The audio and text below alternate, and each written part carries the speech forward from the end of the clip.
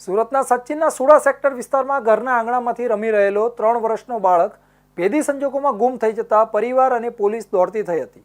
જોકે પોલીસની 12 કલાકની જહેમતના અંતે બાળકને બિલીમોરા ખાતેથી હેમખેમ શોધી કાઢી તેના પરિવારને સોંપ્યો હતો।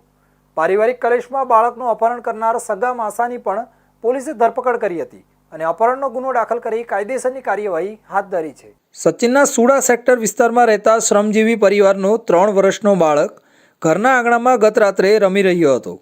8 વાગ્યાના અરસામાં માતા ઘરની બહાર નીકળી ત્યારે બાળક નજરે નહીં પડતા તુરંત જ શોધખોળ શરૂ કરી હતી, પરંતુ માસૂમનો ક્યાંય પત્તો નહીં મળતા છેવટે સચિન પોલીસમાં જાણ કરવામાં આવી હતી।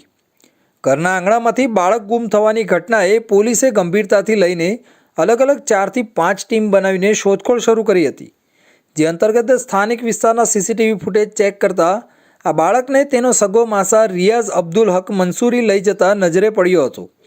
બીજી તરફ રિયાઝે ફોન કરીને બાળકના પિતાને ધમકી આપી હતી કે તમે સારી રીતે રહો છો અને મારી પત્ની ઝઘડો કરીને પિયરમાં ચાલી ગઈ છે, તેને લાવવામાં મદદ કરતા નથી, તમે મારી પત્નીને લઈ આવો અને તમારા બાળકને પરત લઈ જાઓ।